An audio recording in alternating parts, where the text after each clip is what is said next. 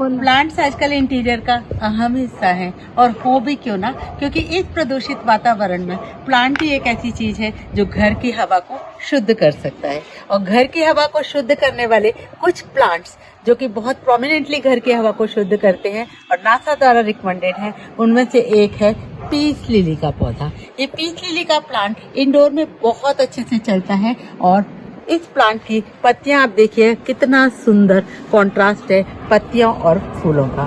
और ये प्लांट मजे की बात है कि घर के अंदर भी फूल देता है। इसके फूल एक्चुअली मॉडिफाइड लीफ होते हैं जिसे हम स्पैक कहते हैं।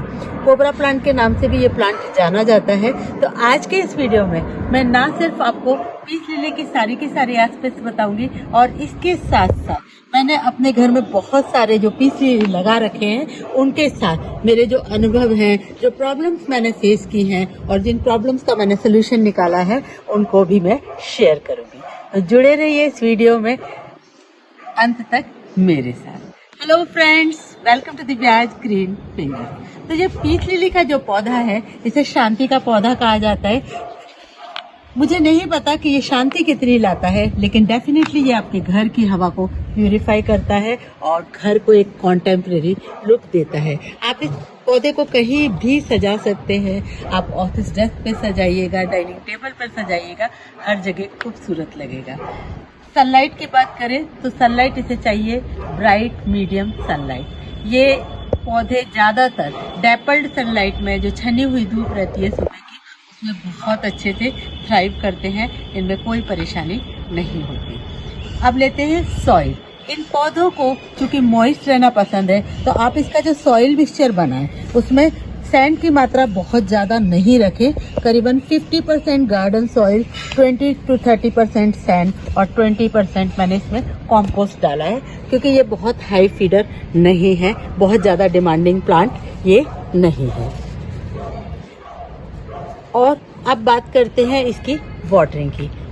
इन प्लांट को मॉइस्चर पसंद है, ये मॉइस्चर लविंग प्लांट है, तो वाटरिंग का आपको थोड़ा सा शेड्यूल बनाना होता है।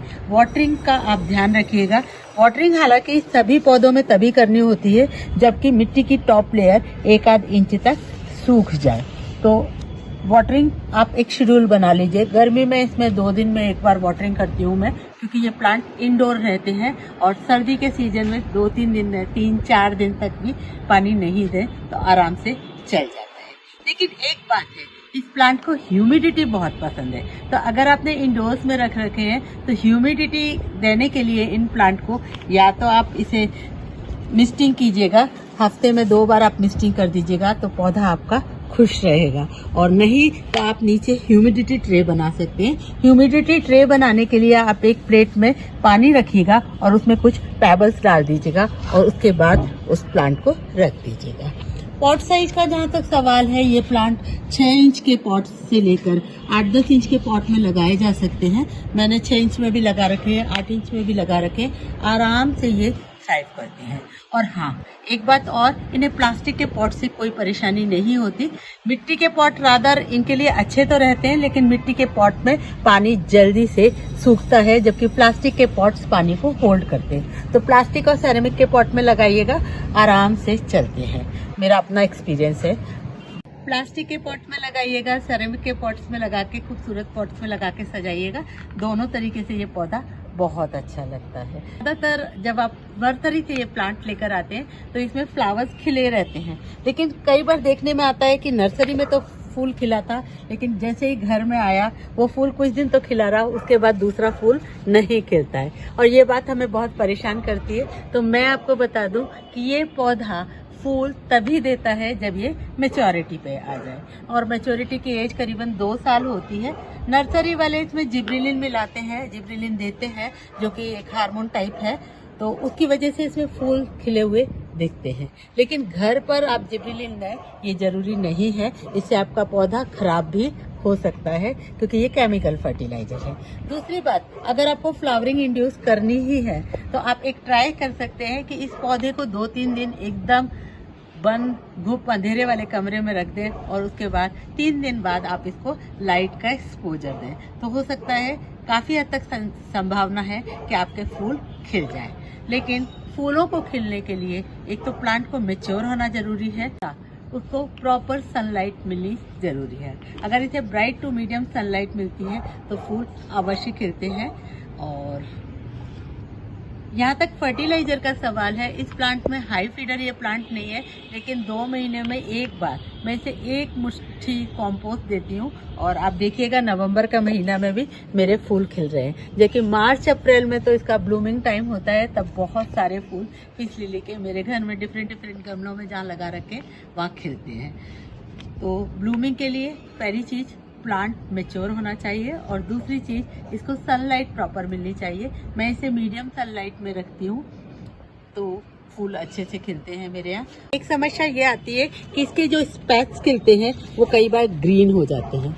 ग्रीन होने के 2 या 3 कारण हो सकते हैं। एक तो जब स्पैक्स कई दिन से लगा रहता है तो आफ्टर ऑल ये मॉडिफाइड लीफ ही है, तो इसका कलर ग्रीन होने लगता है एजिंग की वजह से, तो दैट इज वेरी नेचुरल। इसके अलावा ओवर फर्टिलाइज जब हम प्लांट को करते हैं तब भी उसके स्पैक्स ग्रीन होने लगते हैं बजाय सफ़ेद होने की।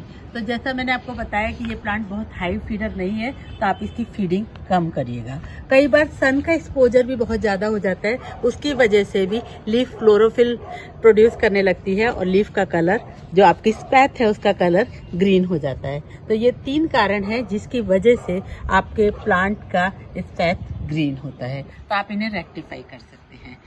एक और समस्या पीस लिली में देखने आती है कि इसके टिप्स ब्राउन हो जाते हैं। तो जब इसके टिप्स ब्राउन हो जाएं तो इनको कट कर दीजिएगा।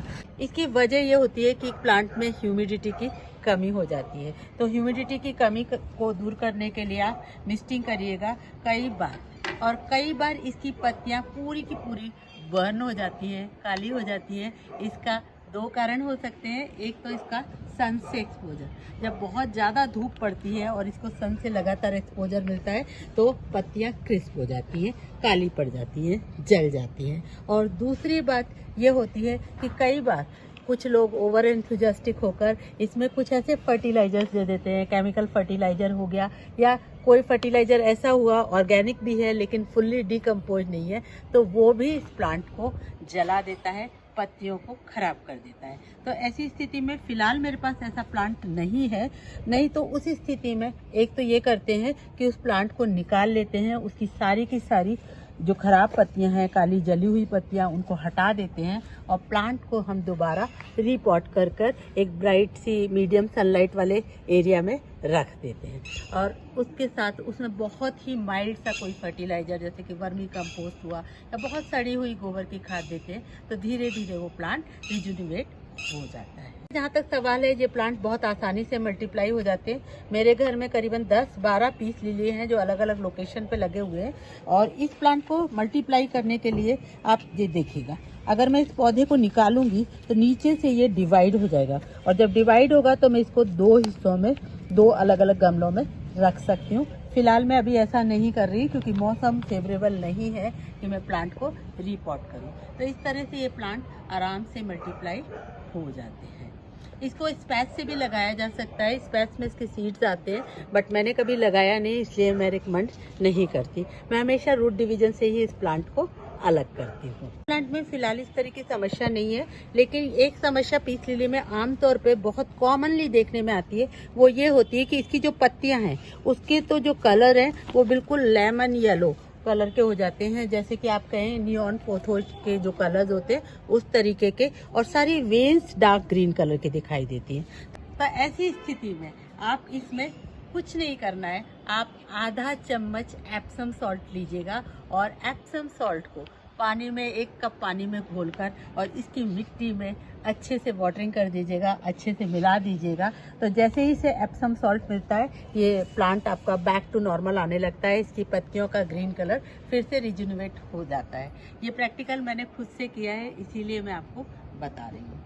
और एक और समस्या मेरे प्लांट में एक बार आई थी कि मेरा प्लांट बिल्कुल अधमरा सा हो गया था और उसकी पत्तियां बिल्कुल काली हो गई थी, क्योंकि वो प्लांट पहले अंदर रखा था। अचानक से उसको जब मैंने सन एक्सपोजर दिया तो वो प्लांट मेरा खराब हो गया। ऐसी स्थिति में उसे ट्रीट करने के लिए मैंने उसको टी ट्रीटमेंट दिया। टी ट्रीटमेंट के लिए रूप में मैंने चाय का पानी उबाला, 1 चम्मच चाय की पत्ती 2 मग पानी में उबाली और उसको ठंडा किया, और ठंडा करने के बाद उसको पानी को मैंने उसे 1-1 हफ्ते के अंतराल के बाद 2 बार अपने पौधे में दिया। आज ये वही पौधा है और आप देख सकते हैं कि ये पौधा कितना हेल्दी है। तो अगर ऐसा कुछ हो जाए आपके पौधे में तो आप इस तरह का ट्रीटमेंट दे सकते हैं। कई बार आपके पीस लिली के पौधे की रूट्स में फंगस की समस्या भी देखने को मिलती है, तो उस समस्या से निजात पाने के लिए आपको पौधे को रिपोर्ट करना होता है। रिपोर्ट करने के लिए आप पौधे को निकाल लीजिएगा और उसकी जड़ों में से जितनी भी मिट्टी है वो सब साफ करने के लिए उसे साफ कर लीजिएगा। पहले पानी से धो लीजिएगा, उसके बाद उसे साफ फंजीसाइड के पानी में थोड़ी देर डिप करके रखिएगा और उसके बाद फ्रेश सॉइल बनाकर उस पौधे को रिपोर्ट करिएगा, आपका पौधा बच जाएगा। तो ये कुछ समस्याएं हैं जो पीस लिली में आमतौर पर देखने को मिलती है और इन समस्याओं के मैंने आपको निदान भी बताए। तो पीस लिली का पौधा एक बार समझ में आने की बात है। अगर ये पौधा आपको समझ में आ जाता है तो ये पौधा आपके घर में सालों साल चलता है और घर में खुशी बिखेरता रहता है। तो आई होप फ्रेंड्स कि आपको मेरी पीस लिली के बारे में दी गई जानकारी पसंद आई होगी, और अगर इस वीडियो से रिलेटेड आपके कोई सवाल है तो आप मुझे कमेंट सेक्शन में लिख सकते हैं। और अगर आपको मेरा ये वीडियो पसंद आया है तो इस वीडियो को लाइक कीजिएगा, कमेंट कीजिएगा, शेयर कीजिएगा और मेरे चैनल को सब्सक्राइब कर लीजिएगा। And a big thank you for watching this video till the end. Happy gardening.